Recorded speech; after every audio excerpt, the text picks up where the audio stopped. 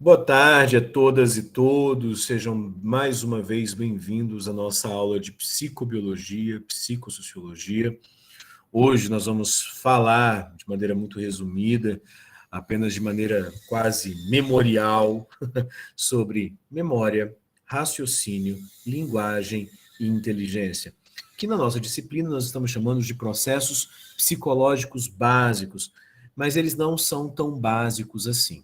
Alguns psicólogos denominam estes processos, a partir de hoje, de processos psicológicos superiores, porque eles envolvem simbolização, tá? Ou seja, eles traduzem imagens que são codificadas a nível cerebral, tá? Deixa eu ver, o Jorge está colocando aqui, estou no médico fazendo exame ocular, porque estou com infecção de olho, tá horrível para ver sua aula, tá travando muito. Depois você assiste, Jorge, tudo bem? Não tem problema. Mas vamos lá, então.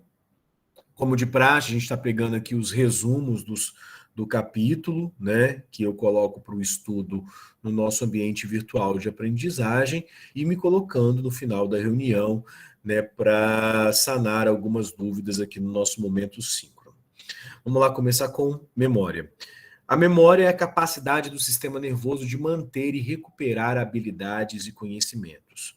Espera aí. Habilidades e conhecimentos. O que são isso? São as nossas ações no mundo. A gente podia estar colocando aqui qualquer outra coisa, tá? Na verdade, é recuperar aquilo que é do mundo vivido. Seja habilidade, ou seja, a capacidade de fazer alguma coisa, ou seja, os conhecimentos que não estão envolvidos a essas skills manuais. Geralmente a gente divide habilidades e conhecimentos sendo a habilidade, a capacidade, uma skill hábil do corpo. Né? Dirigir é uma habilidade, falar é uma habilidade, a maneira de falar é uma habilidade, andar de bicicleta é uma habilidade, entendeu? Então tem a ver com skills. Né? Você manusear uma pipeta no laboratório é uma habilidade. Então a gente vai colocando no campo das habilidades as skills que vão falar de uma motricidade, de uma dinâmica das mãos, dos pés, do corpo, agindo para conseguir fazer uma determinada ação. Tá? E conhecimentos, todo o aparato mental, teórico, filosófico, matemático, enquanto também uma capacidade. Ambos, habilidades e conhecimentos, são capacidades e que são registradas no nosso corpo e que a gente faz uma vez, conseguiria, né, com, é, a palavra não é condimentar, porque condimentar é dar condimento, né? Então é colocar sabor. Apesar de condimentar tem muito a ver com o campo semântico da mente, né? Porque sapore e sapere, né, tem o mesmo radical, né? Sapore de sabor e saber de saber, né? Então poderia estar falando aqui de proporcionar com que estes conhecimentos e habilidades fiquem alocados a nível mental e que uma vez eu faço, duas vezes eu vou reforçando, três vezes eu vou reforçando, quatro vezes eu vou reforçando, né, cinco vezes eu vou reforçando. Uma história de reforçamento, na verdade, está falando da sedimentação de um conhecimento, por isso que, inclusive, a gente lê algumas coisas mais de uma vez, para, de fato, saber sobre aquele conteúdo ali, né? Eu tenho que, num determinado esporte, que eu estou ganhando uma habilidade, eu não vou fazer um drible uma vez e vou ficar craque naquele drible, geralmente há um condicionamento físico, né, e uma repetição sucessiva num treinamento para que eu consiga, de fato, adquirir plenamente uma habilidade. Com o tempo, a gente vai adquirindo parcialmente as habilidades, e aí esse parcialmente vai se tornando cada vez mais condimentado ou sedimentado a nível cerebral, né? Ele vai se mantendo como uma atividade do campo memorial. E há dois verbos importantíssimos aí na memória, né, que é o verbo manter e o verbo recuperar. Né? O verbo manter, a gente está falando do processo de codificação e armazenamento, né, que são duas ações né, dois momentos da construção da memória, que é a aquisição, né, que é a codificação, e a manutenção, né, que é a sedimentação, que é a manutenção daquilo que foi pensado, né? Se eu não faço uma boa aquisição e uma boa manutenção, eu não consigo recuperar depois, que é o terceiro momento, né, da memória. Né? Este momento da recuperação é aquele que vai dizer, obviamente, né, se eu tenho algum problema a nível memorial, que eu não estou conseguindo resgatar aquele conhecimento ou aquela habilidade que foi vivida. E aí eu posso ter algum problema na própria manutenção da memória ou na recuperação desta memória.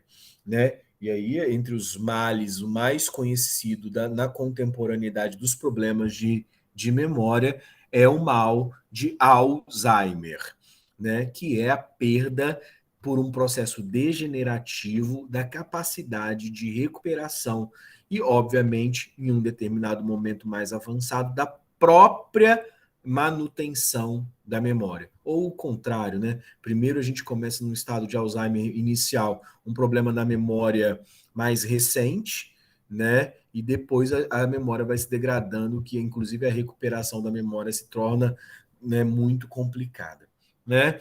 Mas a gente fala de memória recente e memória de longo prazo, e a gente vai falar um pouquinho mais sobre isso nesse capítulo também. Mas então, memória é uma capacidade que está no sistema nervoso de manter, ou seja, codificar, né, e manter, armazenar este conteúdo e recuperar, né, posteriormente. Se eu não recupero, qual que é o verbo? Esqueço, tá? É um verbo que, na verdade, se refere a uma ação do sistema nervoso, tá bom? As três fases essenciais da memória são a codificação, que pode ser chamado de translação, né, ou tradução, que é a ideia de trazer, né, ou codificar uma experiência vivida a partir de impulsos neurais, né? Então eles vão se tornar um código na mente. Jean Piaget chamava o objeto, né, de esquema, e o processo, então, de aquisição sensorial perceptiva do esquema vivido, né, era denominado de assimilação, então trazia o esquema para a mente. Ele passa por um processo de codificação, né, que é o Piaget chamava de acomodação, né, o assimilado, aquilo que é traduzido. Né? Então vamos lá, minha voz traz um conceito, né, a ser estudado na disciplina de psicologia. Você está ouvindo nesse exato momento a minha voz, é uma sensação. Né, ela está chegando, né, do seu ouvido para o seu cérebro, né, já de sensação passa para uma percepção. Essa percepção deste conteúdo te coloca diante de um esquema mental, né, que você vai ter que manter. Você está fazendo uma codificação. Você está pensando esse objeto, né, sensorial que você está assimilando. A aula, geralmente, envolve um processo de assimilação, né?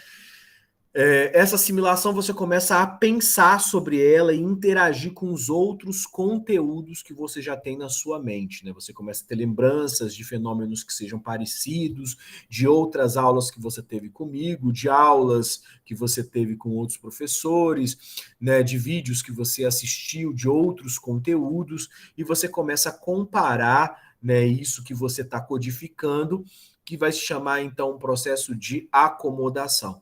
Quando você efetivamente aprende e grava na memória, você tem um processo de equilibração. Então, Piaget entendia que o processo de codificação memorial é, obviamente, um processo que vai se dar a nível de inteligência e de raciocínio, mas então também um processo de assimilação, acomodação e equilibração. Mas fato é, a sensação me chega, ela se torna um objeto de percepção no meu cérebro, e aí ele vai ter que ser codificado, transformado em memória. Então, a gente está muito ligado ligar a memória aos processos de aprendizagem, percepção e sensação que a gente viu na última aula. Então, eu transformo, né, aquilo que é vivido, né, em experiência. E a gente transforma em quê? Em impulsos sinápticos, em relações neuroperceptivas que vão ficar armazenadas no cérebro.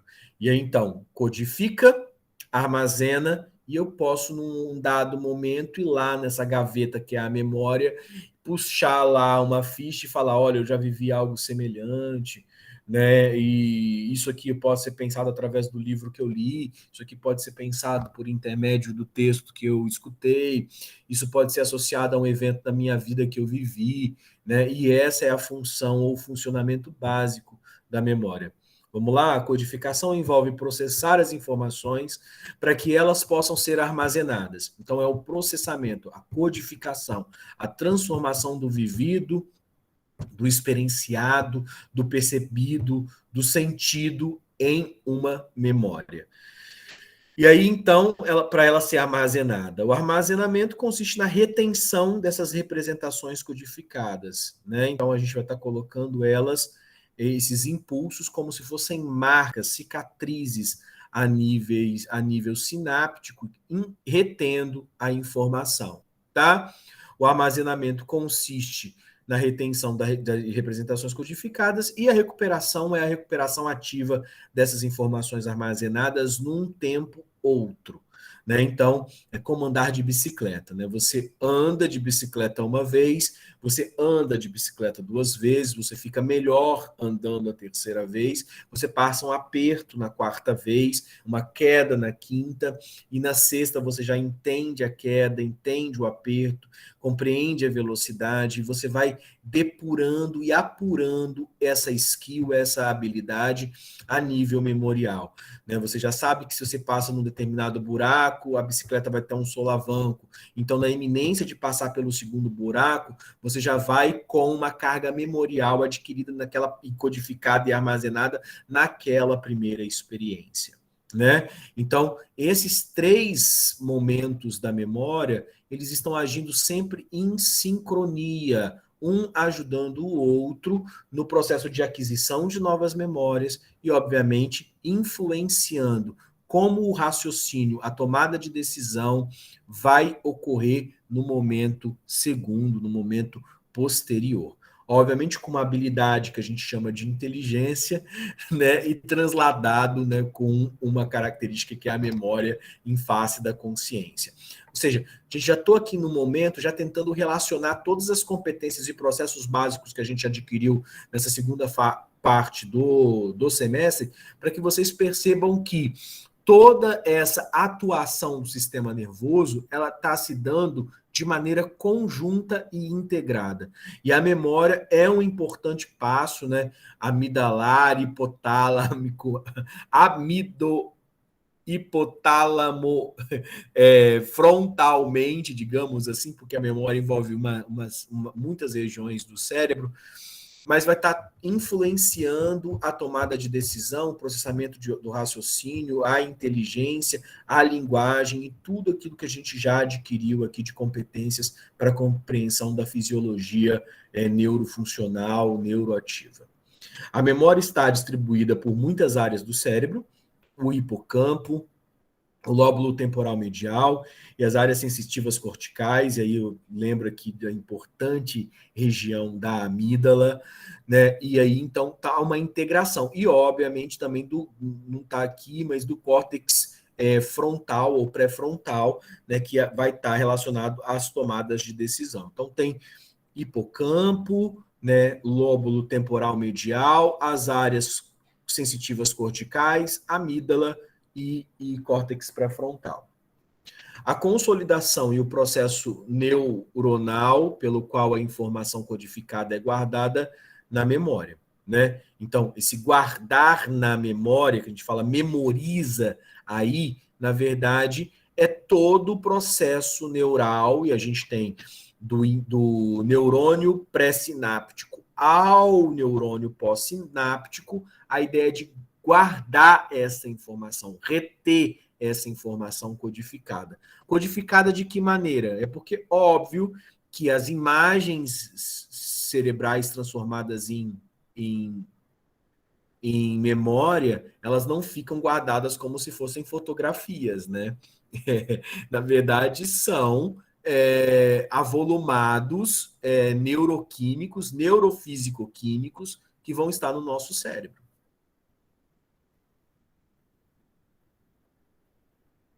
Então, o que eu vivi lá na minha primeira experiência amorosa, professor, virou, na verdade, um impulso físico-químico dentro do meu cérebro? É isso mesmo. É isso mesmo. A gente tem uma condição físico-química, né? Porque é elétrica, por isso física, e química, porque está se dando por intermédio dessa neurobiologia funcional, você está transformando as lembranças em códigos neurofísico-químicos, tá? O reconhecimento, e quando eu esqueço, é porque isso não foi devidamente guardado, né? Vou falar um pouquinho do esquecimento também, né? E de uma experiência que a gente tem muito também, que é a falha cognitiva da memória diante da percepção, que a gente chama de déjà vu, né? Porque é o nossa, parece que eu vivi isso aqui antes, né? Parece que isso já aconteceu comigo, parece que eu já experimentei essa sensação. Na verdade, esse já experimentei, na verdade, é uma confusão que você está acontecendo aí a nível neural, né, com as suas memórias, entre a percepção e a percepção do atual estado que está acontecendo com uma memória anterior. E como a gente se repete demais, né? A gente acorda todos os dias, a gente dorme todos os dias, a gente se alimenta todos os dias, a gente faz coisas rotineiramente, cotidianamente, 365 dias por ano, enquanto a gente estiver vivo, e aí anos a fio, é óbvio, por óbvio, que a gente não lembra de todas as coisas. A gente transforma em um objeto guardado questões que foram substantivas, que foram de fato importantes, a gente adquire essas skills e esses conhecimentos, mas a gente não se lembra mais depois de ter lido de todas as páginas do livro que a gente leu. A gente não lembra numa série de todos os episódios de tudo que aconteceu. A gente não lembra, na verdade, do que você comeu na quarta-feira da semana passada, no café da tarde. Ah, professor, eu lembro porque eu como todas as tardes as mesmas coisas. Ou eu almoço todos os dias a mesma coisa, mas as variações, a gente acaba jogando de lado essas informações, né, e não as tornando memoriais, tá? Por isso que a gente pode acontecer uma confusãozinha e falar assim, tipo, aumentar um pouco uma história ou consolidar aquela memória no simbólico, tá? Isso é importantíssimo. As nossas memórias são parte o que a gente realmente viveu e parte são elementos que nós esquecemos e que nós vamos trazendo a nível sensorial, né, para a atividade do cérebro. Ou seja, o que acontece? Só um momentinho, pessoal.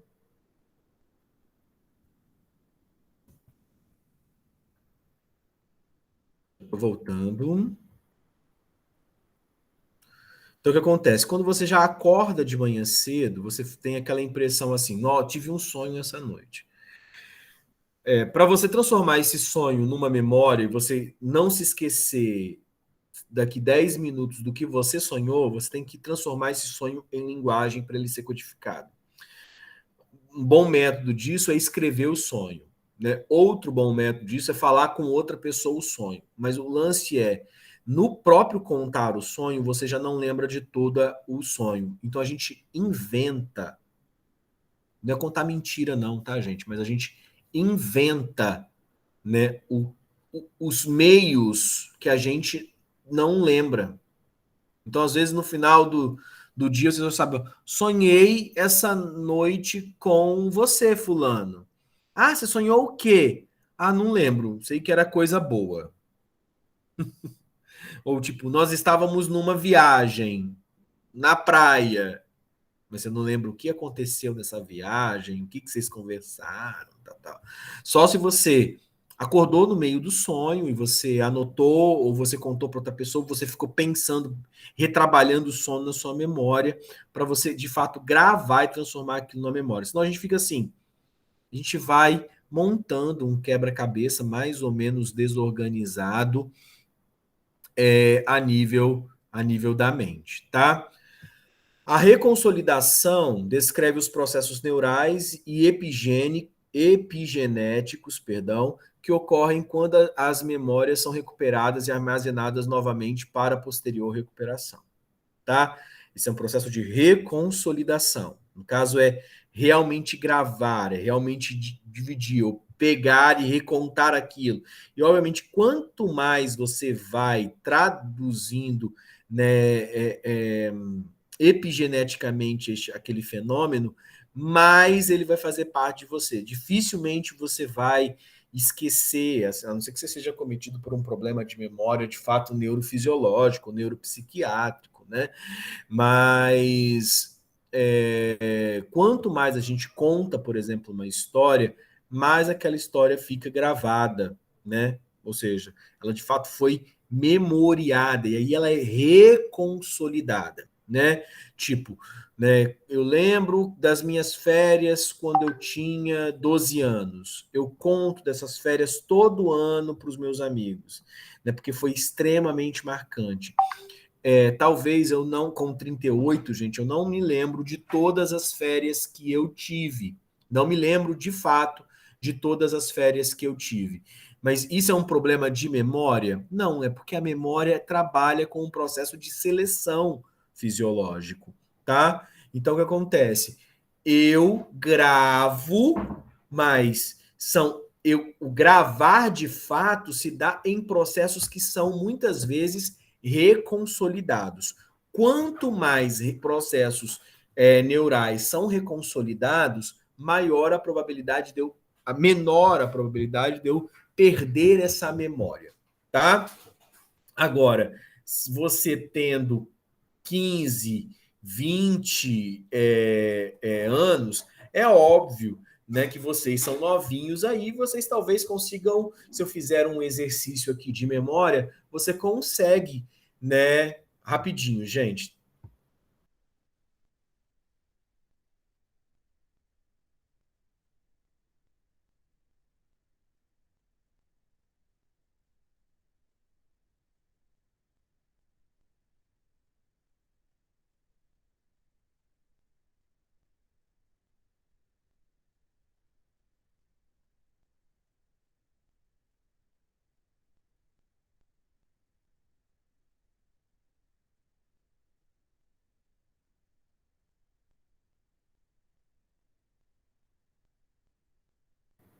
Desculpa, pessoal, recebi uma visita aqui no gabinete aqui, estava dando algumas orientações conversando aqui, desculpa, tá? Né? Visita importantíssima, né? Da primeira dama do IFES aqui. Mas vamos lá. Tchau, amor. Você não vai querer, não? Não? Tá bom. Então vamos lá. Beijo, amor. Vocês já estão ouvindo mesmo, né? Tô falando aqui que fofinho, amor. Tchau, amor. Então. Gente, vocês vão conhecê-la. Ela é professora aqui no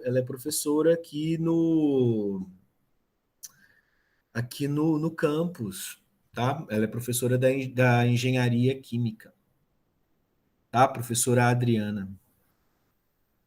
Ah, meu Deus, gente. Mas tá aqui, ó. Eu sou chonado mesmo, tá aqui, ó. Eu e a professora Adriana.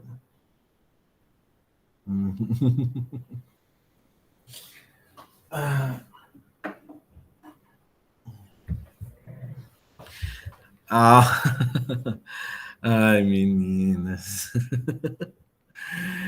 É, Vamos lá.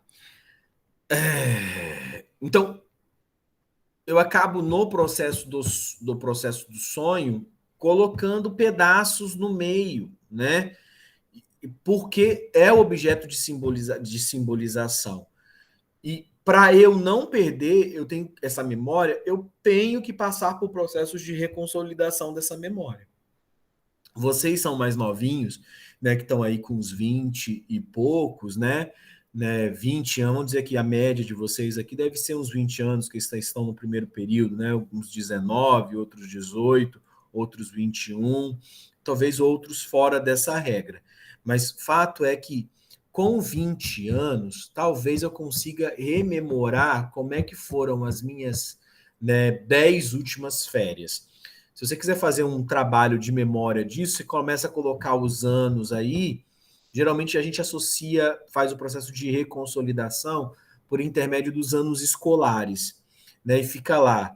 Quando eu tinha 16 anos, e começa de trás para frente, 18 anos, 17 anos, 16 anos, talvez você perceba que você esqueceu de algumas férias. E você vai ter trabalho para você criar elementos, né, para você recuperar essas férias. Eu já perdi de mão, já larguei de mão, não faço mais isso.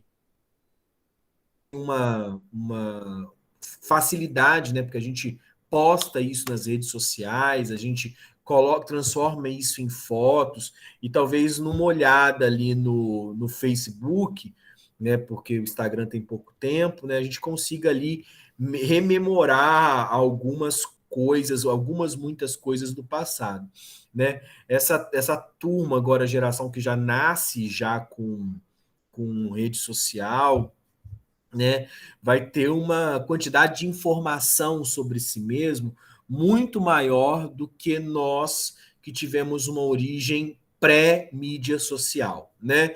Porque você vai conseguir aquilo que você não reconsolidou a nível neural, né, vai estar lá nas suas mídias sociais gravado no decurso do tempo. Mas mesmo assim, mesmo quem consiga fazer um post por dia, né, ao revisitar isso daí, muitas vezes a gente nem revisita nada disso, vai ter dificuldade para adquirir ou retomar, né, essas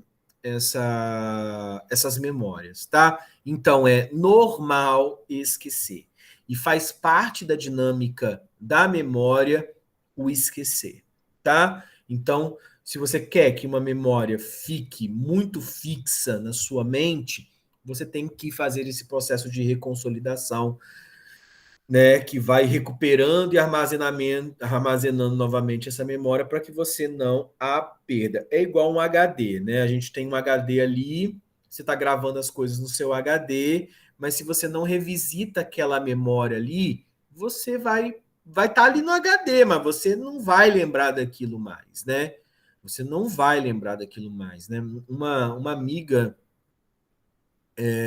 minha me mandou um vídeo gravado há uns 15 anos atrás, em que a gente dançava num churrasco, uma música lá do Sidney Magal, né?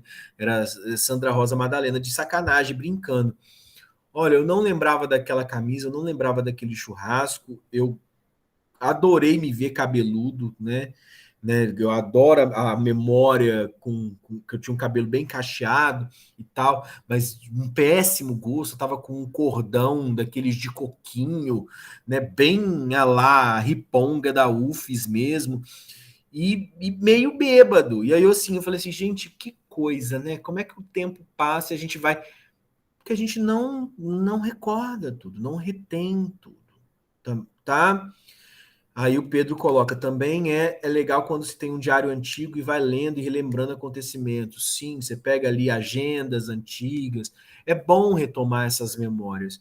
E aí você vai assim, você vai lembrar de tudo que aconteceu, como aconteceu? Não. Por isso que eu dei o exemplo do sonho. Porque aí vai ter parte daquilo que é memória. A outra parte, na verdade, é uma simbolização, ou seja, é uma alegoria construída a nível de criatividade para dar conta daquilo ali, para dizer que você está no mundo, né? Você lembra do que realmente aconteceu? Não, mas você lembra mais ou menos como que era o seu tio mais novo, porque você lembra de fotos que foram reconsolidadas, você lembra mais ou menos como era sua mãe e seu pai mais novos, e aí você, de repente, você está tentando montar na sua cabeça o que aconteceu naquela ida na praia de 10 anos atrás ou de 15 anos atrás, o que aconteceu.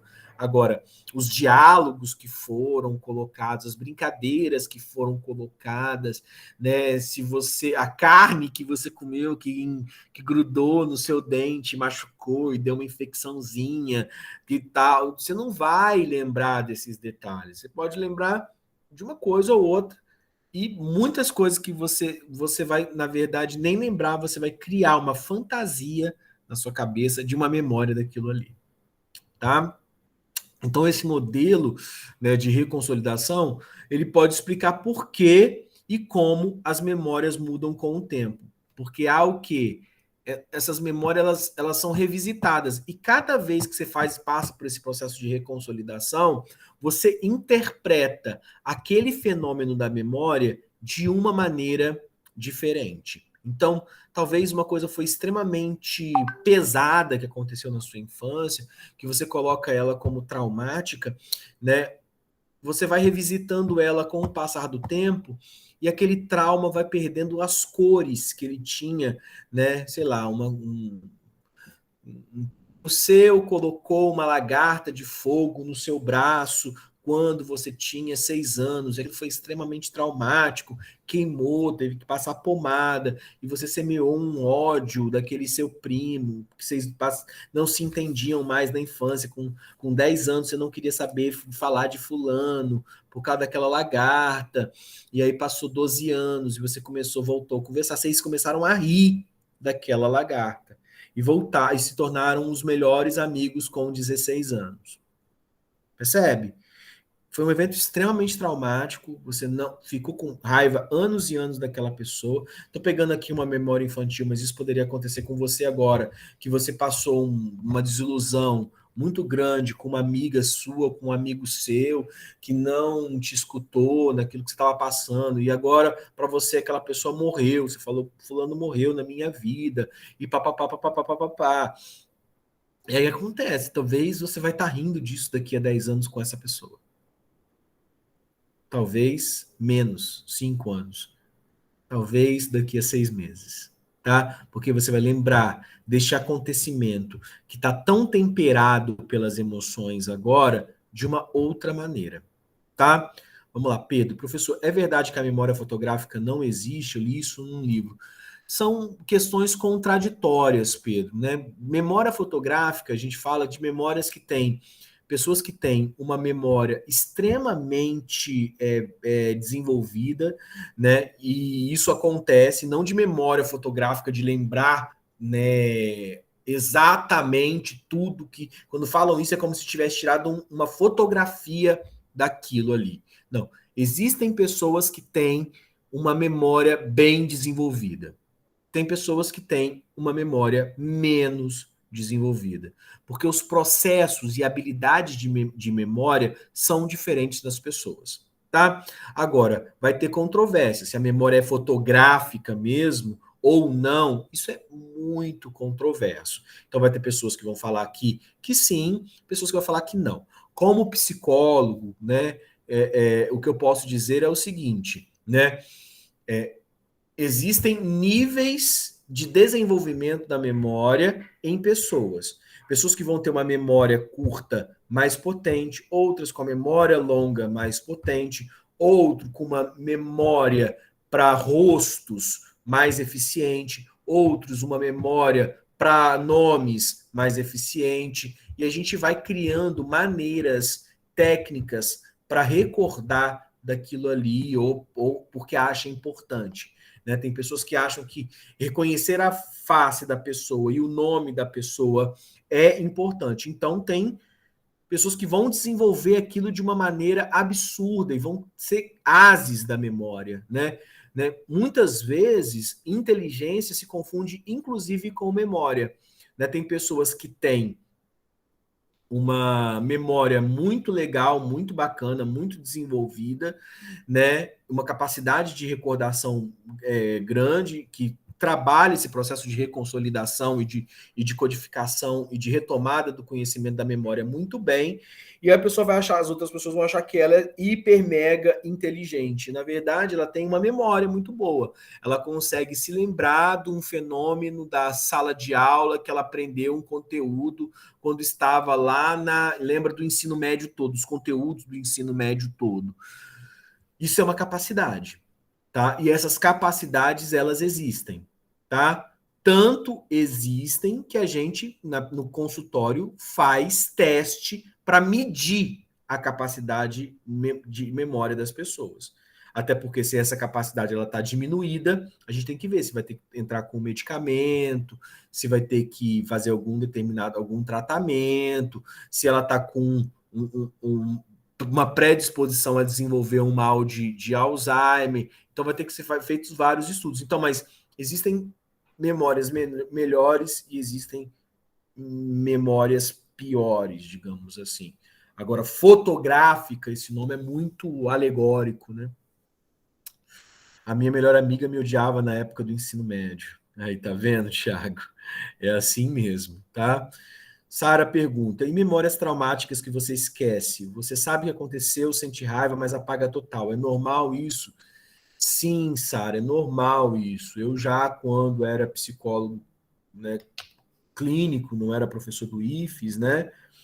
Eu tratava na minha clínica questões de memória em ambientes traumáticos. Eu tive alguns pacientes em que a gente fazia regressão, né, para a gente recuperar simbolicamente algumas memórias. A gente sabia que não era de fato aquilo que estava ali, tudo aquilo, mas o poder a pessoa criar afetivamente, né, fantasmagoricamente, uma fantasia que fosse daquilo que havia acontecido e simbolizado era importante para ela superar o trauma, né? Então, a superação de trauma, eu acredito nisso como um teórico que se alinha à perspectiva psicanalítica freudiana, que recuperar certas memórias ajuda a reviver o sentimento traumático e apaziguar o sentimento traumático, lidando e compreendendo aquele ambiente, aquele momento traumático de uma outra maneira, e essa ressignificação do trauma permite a cura do trauma. Então, às vezes, a gente precisa voltar lá no começo e entender o que de fato aconteceu, mesmo que não seja uma memória efetiva, mas seja a fantasia que eu tenha do que aconteceu e transforme aquilo em memória, possa me ajudar a curar essa dor.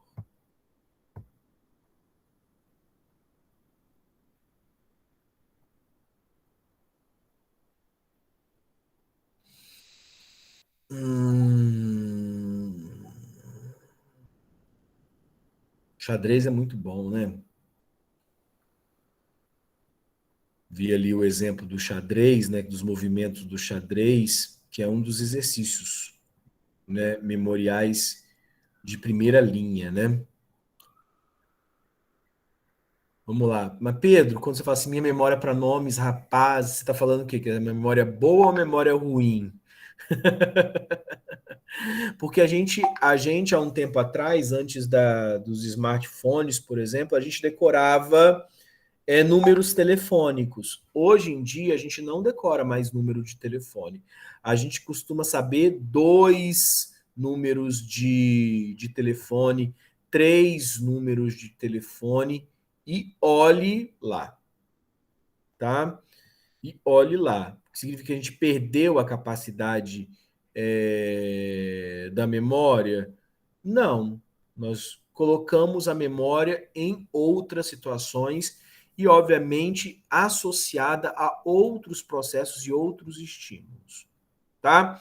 Como as memórias são mantidas ao longo do tempo? Atkinson e Shiffrin propuseram 3 partes para a memória: a memória sensorial, a memória de curto prazo e a memória de longo prazo.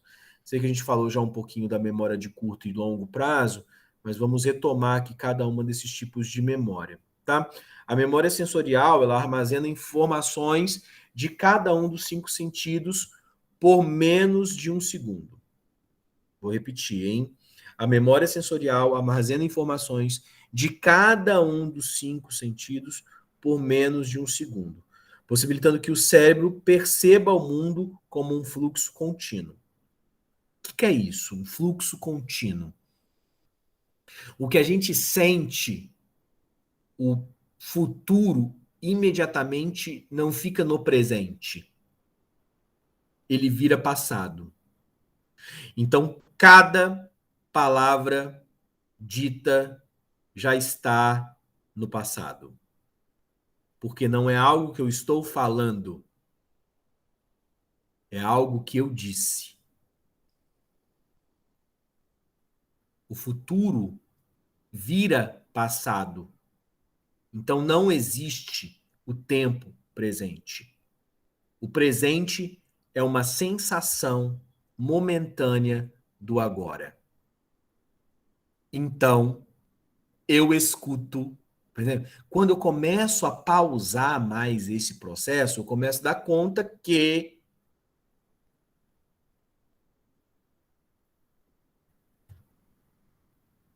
e aí a rapidez com que esse fluxo sensorial funciona. Você não está aqui, você sabe que você é você. Você está consciente de que você é você, então você não está perdido. Você está numa quinta-feira, dia 30 de setembro, às 13h59, diante de mim, professor de Emerson, na aula de psicologia do curso de biomedicina do IFES Campus Vila Velha. Você tem um nome, um sobrenome, você é filho de fulano, filho de ciclano, você é amigo de ciclano, irmão talvez de Beltrano, você gosta de fazer algumas coisas e você se reconhece enquanto self e enquanto consciência. Mas fato é que os órgãos dos sentidos, eles transformam o que você está vivendo em memória, porque é algo que acabou de passar, exatamente agora. E isso é numa velocidade extremamente gigante, é gigantesca, é muito rápido. A palavra rápido já é memória, porque é passado, rápido, passado. Rápido de novo, virou passado de novo. É muito louco isso, né? Mas fato é, então, que vocês já estão memoriando isso. Daqui a 5 minutos, esse exemplo que eu dei talvez já não faça nenhum sentido e você não lembre mais. E você tente agrupar mentalmente a aula toda de memórias em alguns flashbacks que você achou mais importantes você saber. Talvez você vai lembrar do que eu disse, né? 4 coisas, 3 coisas, 5 coisas, 10 coisas. Talvez você não lembre nada daqui a uma semana. O lance é, se vai ser importante para você, você vai passar por um processo de recodificação, ou você vai ver esse vídeo quando você quiser recodificar isso. Recodificar, na verdade, é reexperimentar, manter, né, e ressedimentar esse processo de memória dessa aula, desse conteúdo. Tá? Por que nós fazemos prova? E às vezes eu fico com consciência pesada, por exemplo, que vocês não vão ter prova.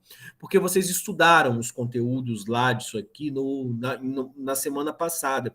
E eu sei que a experiência de ler para responder as perguntas não é uma experiência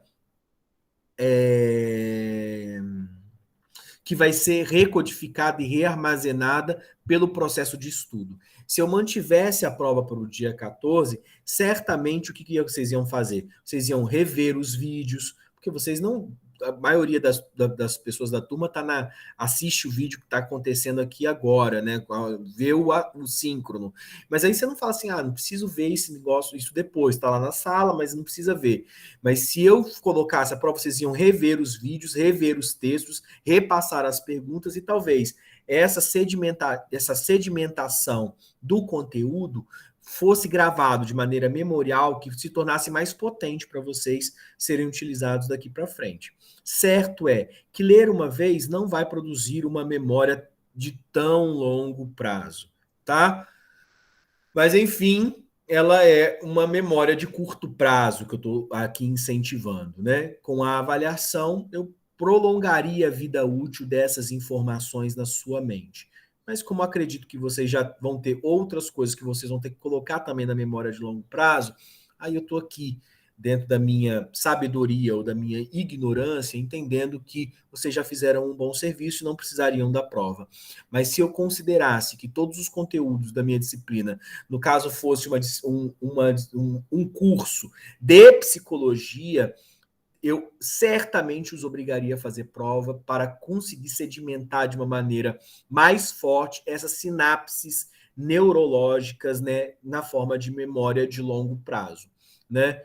Mas, enfim, por exemplo, vocês vão lembrar muita coisa, vão voltar talvez a estes textos, né, quando você estiver em fisiologia, na disciplina de fisiologia. Mas como a disciplina de fisiologia é tanta fisiologia, vocês vão ter acho que 1 ou 2 aulas de neuro. Então, é sempre um jogo, né? É sempre um jogo, tá? Mas fato é que a memória das sensações é uma memória muito volátil, ela guarda muito depressa e ela esquece também de maneira muito depressa, tá? A memória icônica é a memória sensorial visual e a memória ecóica é a memória sensorial auditiva, né? Óbvio, eco, né? É como se eu estivesse ouvindo novamente, né? Música, né? Memória icônica, o conceito imagem. Mas mesmo que a gente consiga dividir a memória auditiva e memória visual, né? Ela é uma memória sensorial e como memória sensorial ela é muito passageira e ela também é esquecida de maneira muito passageira. Então ela tem é como se fosse um éster de curta duração, não é? Eu estou pensando em fármaco, né? O medicamento de curta duração é um que tem a vida útil dentro do corpo muito rápida. Você tem que tomar logo um outro remédio para continuar fazendo o efeito. Acabou o efeito, né? Esse remédio já vai ser urinado, né? Ou princípio ativo, ou ele vai se transformar numa outra substância, vai perder os efeitos. Então, por exemplo, a maioria dos fármacos não tem uma longevidade, né, no corpo humano, né? Você tem que tomar uma vez a cada de 8 em 8 horas, significa que de passado 8 horas, aquele remédio já não tem mais efeito, quer dizer, aquela substância já passou e foi consumida e se transformou em outra substância e você tem que repor para continuar tendo os efeitos daquela substância. A memória visual é como se fosse um remédio de curta duração, né? A memória visual, a memória auditiva, no caso, as memórias de sensações. Na atualidade, a memória de curto prazo é mais precisamente considerada como memória de trabalho, tá? Um sistema de processamento ativo das informações. Por que é uma memória de trabalho? É uma memória operacional, é como se fosse o SSD do computador, né? O próprio computador tem duas memórias, né? A memória de longo prazo, que é o HD, né? E a memória de curto prazo, que é a memória de trabalho, que é a SSD. Né? Se eu tenho muitos aplicativos funcionando ao mesmo tempo, eles vão estar usando essa memória SSD, né? E aí, para eu conseguir continuar processando as informações, eu preciso fechar alguns aplicativos. Por que eu não consigo fazer todas as coisas ao mesmo tempo? Eu não consigo olhar o WhatsApp, ouvir música, assistir a aula e conversar com a minha mãe ao mesmo tempo. Se você está fazendo isso aí na sua casa, você está fazendo errado. Está fazendo muito errado. Porque você está dividindo a sua memória SSD. E aí você fica pensando, por que eu não aprendo? Velho, desculpa, você não aprende porque você é cabeçudo. Ou porque você não foi treinado a compreender que a sua memória de curto prazo ela tem que ter foco e atenção. Porque se ela não tiver foco e atenção, ela não vai produzir uma linha de raciocínio. Você vai perder. Então você vai estar sempre ouvindo trechos de alguma coisa. Hora você está ouvindo um trecho de uma informação que está no WhatsApp, outra hora você está codificando um trecho de uma informação que está acontecendo na aula, outra hora você está fazendo um trecho de codificação que é a pessoa aí do seu lado falando, tipo, o aluno ali estava lá no dentista, não sei o que. Gente, qual é a probabilidade dele gravar aquilo ali? Ele está no meio da rua, ou se você estiver no meio da rua agora, já te digo de novo, você está fazendo errado, porque você está tendo que ter atenção para atravessar a rua, você está tendo que ter atenção no seu... Por isso que eu sou um entusiasta também da aula síncrona, né? Eu já estou aqui de boas, aqui querendo trazer todo mundo para o IFES de novo agora, já vacinados, todo mundo certinho, justamente porque eu entendo que as pessoas ficam se dividindo, né? Eu fico besta com as crianças hoje que elas jogam numa tela, dividem a tela em dois, jogam numa tela e vê vídeo do YouTube em outra. Quando eu vi isso, eu fiquei assim, caralho, que atenção multifocalizada. Beleza, atenção pode multifocalizar, pode conseguir prestar atenção em duas coisas ao mesmo tempo? Pode, mas não há sedimentação de memória. Temos um problema neuropsicológico sendo colocado aí. Porque a aprendizagem das pessoas está sendo o quê? Dividida. Aonde? Na memória de curto prazo. Aonde? Nessa memória SSD. Porque se você estiver fazendo três coisas ao mesmo tempo, eu vou dizer para você, você não vai estar fazendo nenhuma delas bem. Você vai estar fazendo meia boca todas as atividades que você está fazendo. Para aqueles que querem ser bons, bons mesmo. Opa! Aconteceu um acidente aqui com a minha cadeira aqui. Bons mesmo, né? Você precisa focalizar a sua atenção para você produzir memória consolidada daquele conhecimento. Então, memória de curto prazo é memória de trabalho, memória de processamento ativo das informações, a memória que está funcionando neste exato momento para produzir guarda de conhecimento, tá? A informação, imagina se você vai lembrar do que eu estou falando sobre memória de curto prazo daqui a uma semana e você ouvindo aí a música de não sei quem, conversando com a sua mãe, respondendo o WhatsApp, olhando uma coisa que você quer comprar na Amazon, que você está sonhando em comprar, e ainda ouvindo a minha voz. Velho, a minha voz vai ficar em quarta ou quinta coisa que você vai saber daqui a uma semana.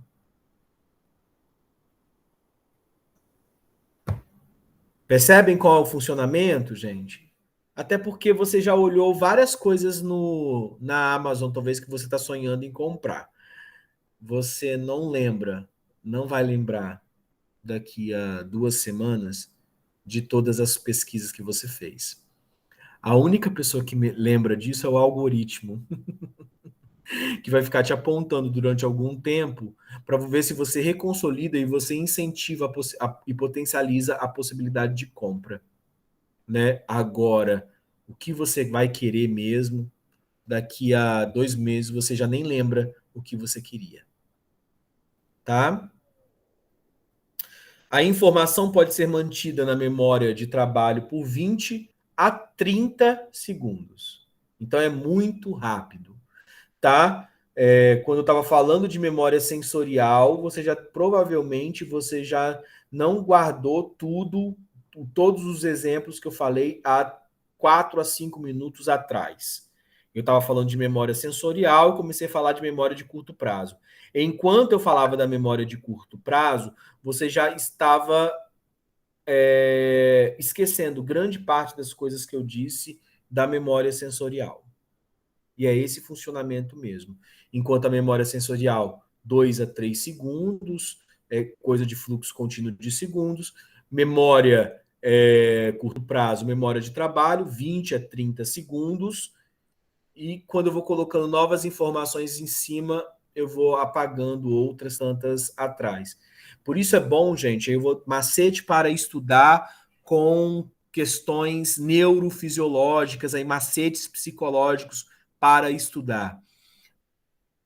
tenha um caderno do lado para você anotar palavras-chave, né?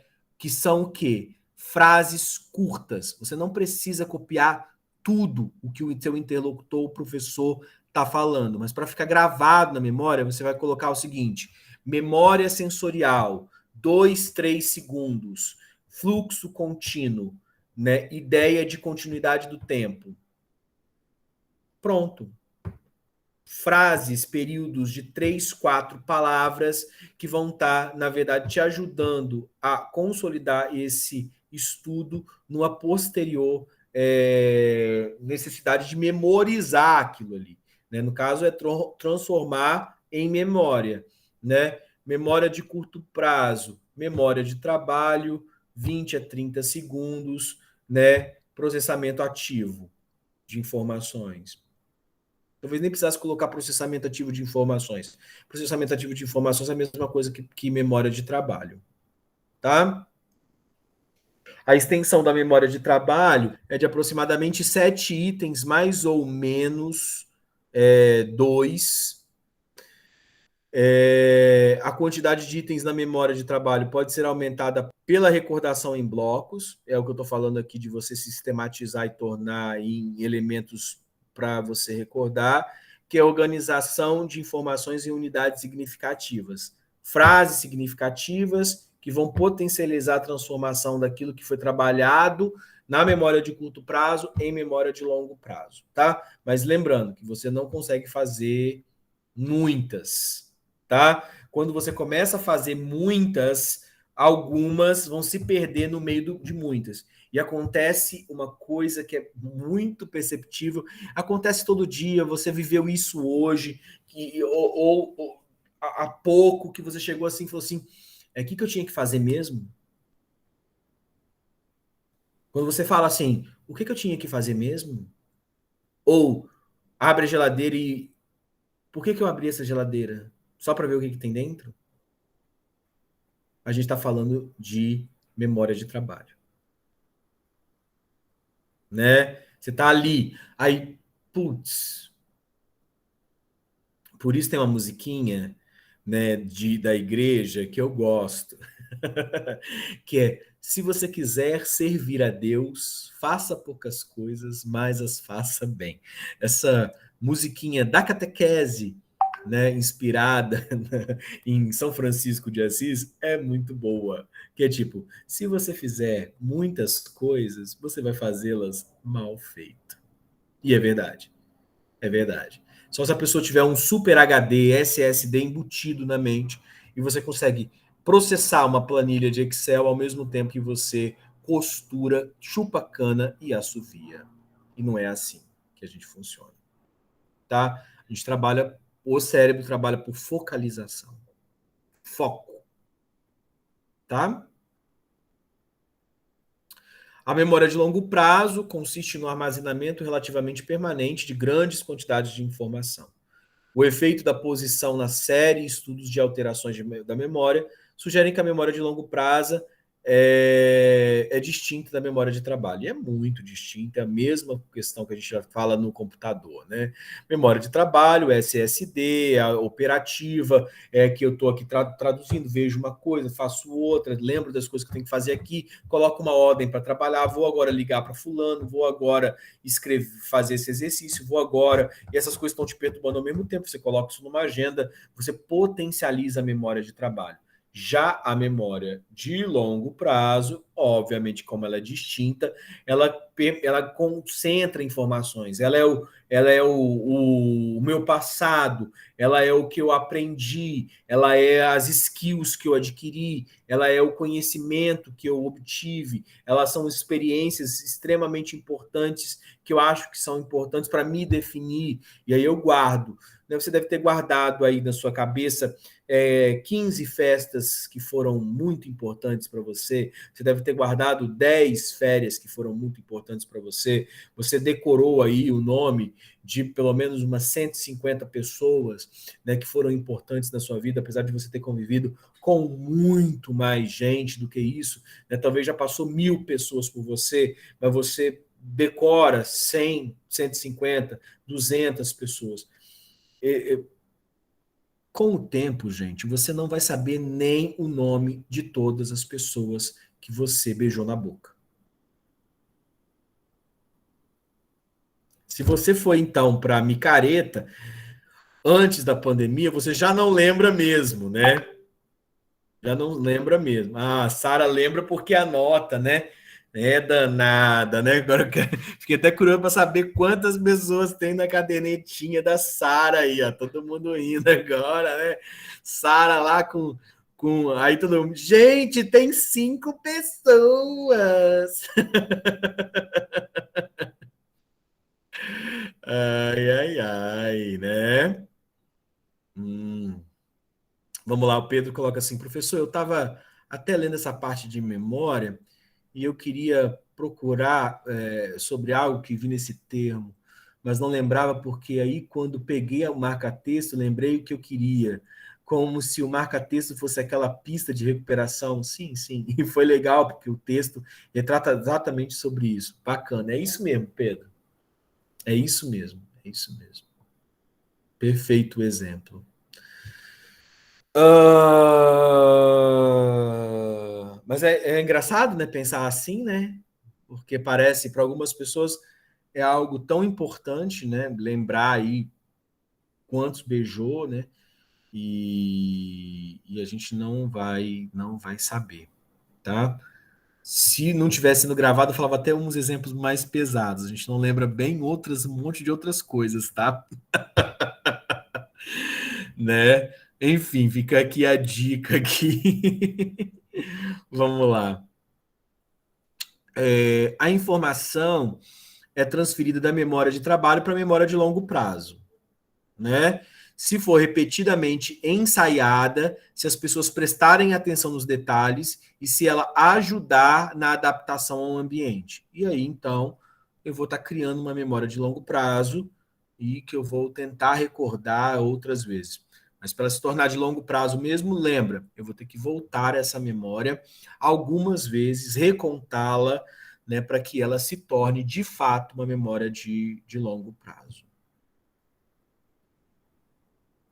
Senão ela vai ser uma coisa que eu vivi lá no passado e que eu acho que foi assim.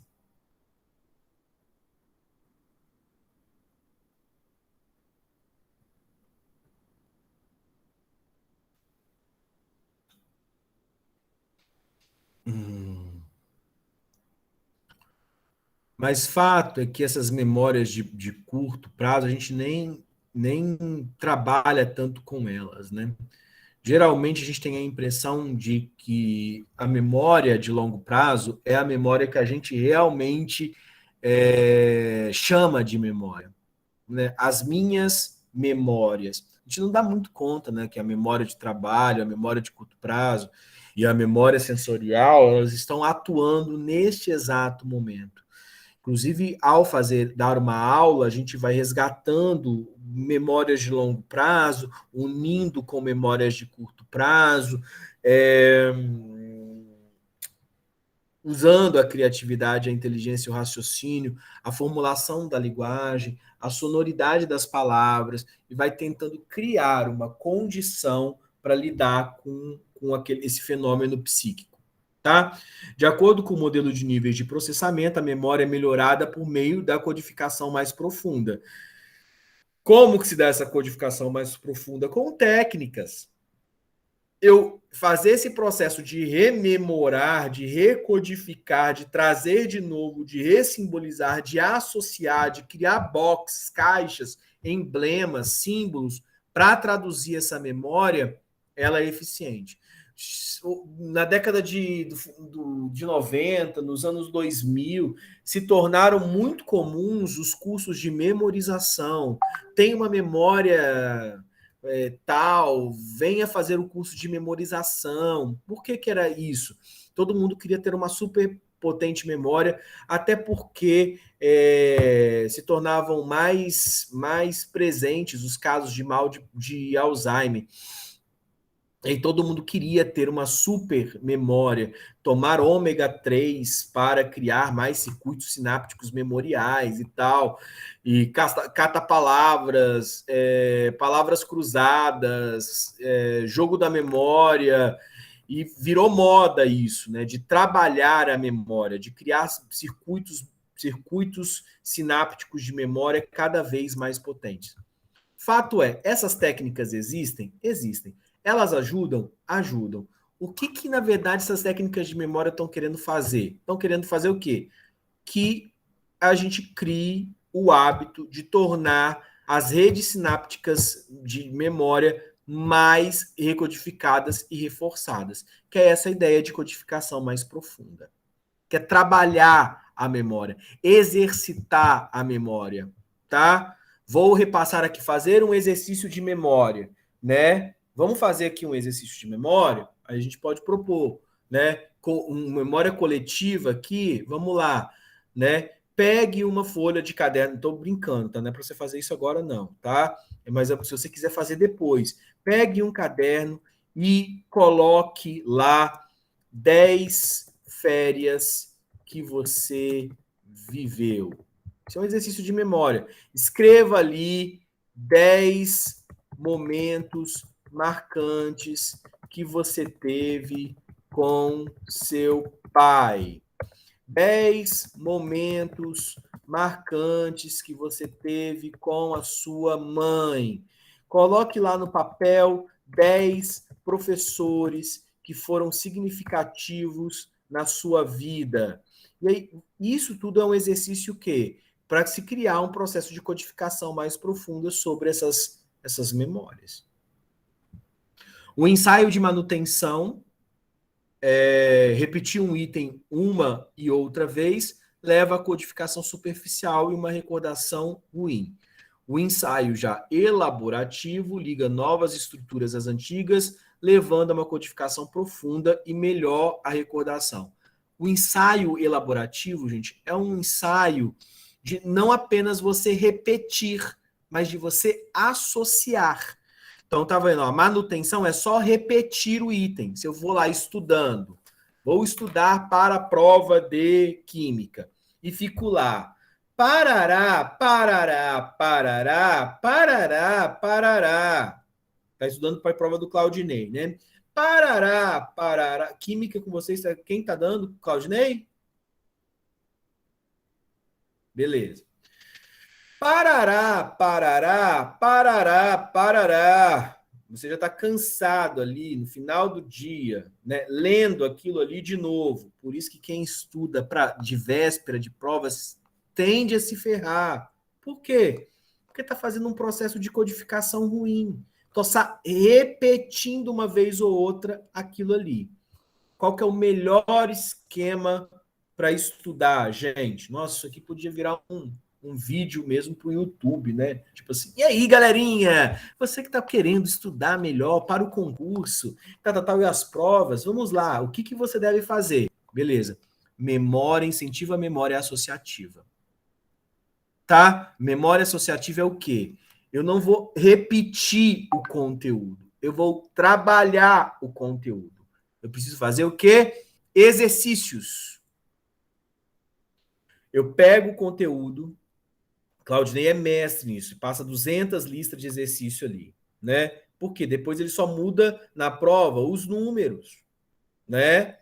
E aí o que acontece? A pessoa que exercitou tende a se dar bem. Percebem? O que é? Você vai repetindo. E aí você vai o quê? Criando associações com aquele conteúdo. Associações que vão quê? Fortalecendo, porque são outras sinapses. São outras redes memoriais. E isso vai o quê? Fortalecendo o conteúdo na memória. Porque aí você começa a associar, e você fala assim, vou dar um exemplo para cada coisa disso aqui. Cada pedacinho da matéria, você pode chegar e fazer assim, vou criar um exemplo e fazer 5 exercícios. Vou criar um exemplo e fazer 5 exercícios. Criar um exemplo o quê?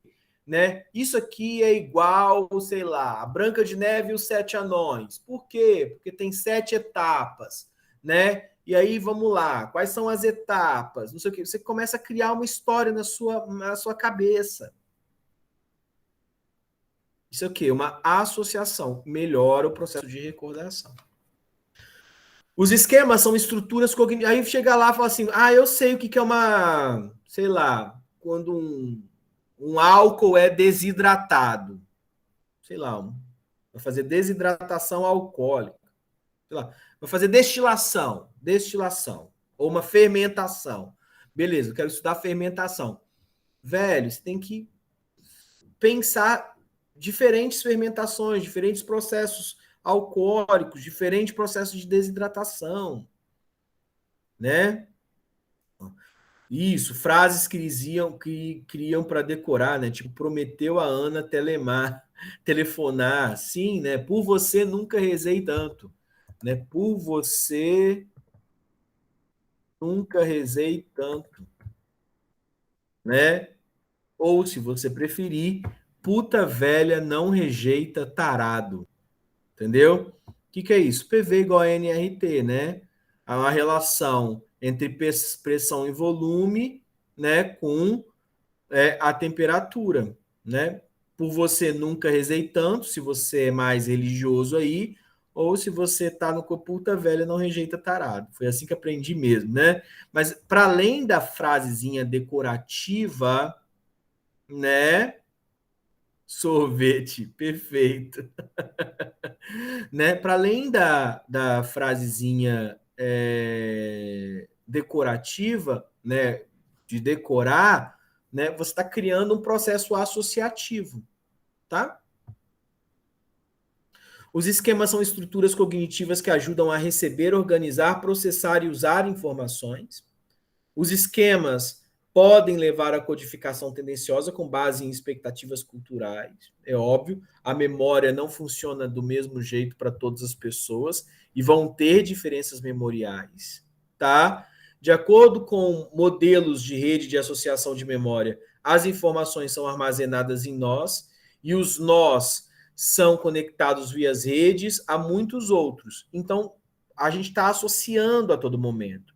Você se lembra de uma coisa por N incitações, você foi incentivado a lembrar, porque esses nós memoriais estão ligados numa rede. A gente chama de plexo ou complexo neural, que são as redes de informações que vão ser guiadas por diversos estímulos. Então, talvez lá, a sua avó está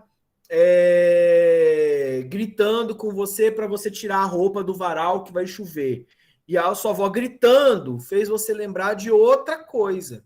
Aí você fala, nossa, que esquisito, lembrei de fulana, né, de ciclano, com a minha avó gritando.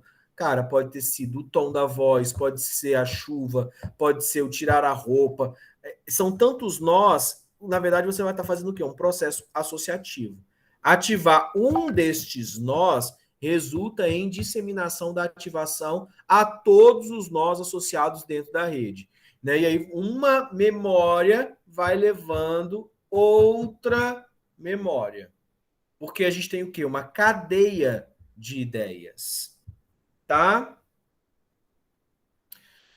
As pistas para recuperação ajudam na recordação, a gente está falando disso aqui agora, né? A Brenda já trouxe o papai e mamãe andam treinados, né? Prófase, metáfase, anáfase, telófase. Embrio é foda, né? Embrio é foda, né? Que é foda mesmo. Mas, enfim, todo este processo aí, gente, são processos de recordação, tá? A gente vai colocando pistas e vai fazendo associações. Fui ontem no clube, briguei e saí correndo para o hospital. Vocês vão lembrar de N agora, até porque vocês estão no primeiro semestre, né? Acabaram de passar pelo Enem, vocês vão ficar lembrando aí de um monte. Mas vamos lá. Então, todas estão virando nós agora da rede, que está associando a outros nós, que está puxando outra memória, tá? De acordo com o princípio de especificidade da codificação, qualquer estímulo codificado a uma experiência pode servir como uma pista para recuperação. Sinais internos e externos também podem servir como pistas para recuperação. Sinais externos é o grito da avó, sinais internos, fiquei com medo aqui, né, por conta dessa experiência que eu vi, aí você vai e lembra outra coisa. Mnemônicos, como o método de Yoki, é isso mesmo? São estratégias de aprendizagem que melhoram a recuperação por meio da utilização de pistas para recuperação, que é o que a gente está fazendo aqui, que são as estratégias mnemônicas. Tá? Quem usa muito isso é o pessoal da psicolinguística. Né? Já viram isso? Curso de psicolinguística e memorização. Tal. É isso aqui, na verdade, estratégias mnemônicas, né? Estratégias de recordação. Tá? E aí, então, a gente termina este capítulo de memória, e aí o que acontece? Aí o provocação eu pedi sobre Alzheimer, não foi? Não estou aqui com o AVA aberto, mas eu acho que aí que eu queria que vocês dessem uma olhada, né? Que era sobre problemas de memória. Abri aqui o AVA agora aqui, mais especificamente sobre o mal de Alzheimer. Eu gostaria que vocês tivessem dado uma olhadinha mesmo, uma estudada. Perfeito. Perfeito.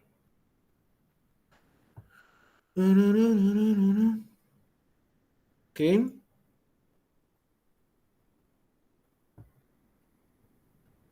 Ficou sem internet no domingo e não conseguiu mandar a indagação no domingo. Aí tentou na segunda, aí te mandei no e-mail segunda-feira. Tem problema? Tem problema sim, Vitória. O que eu vou fazer aqui?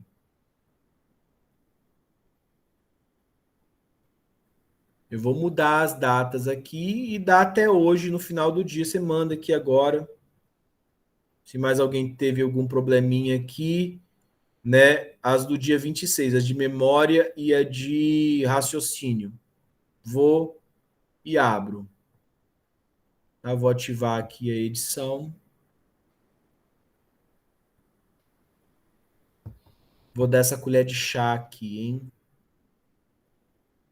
Raciocínio, né?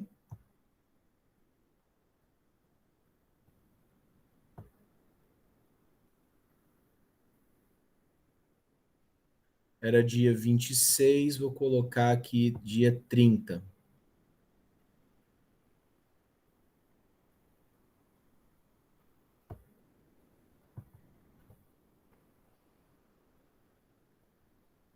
Raciocínio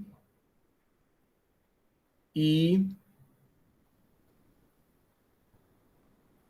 memória.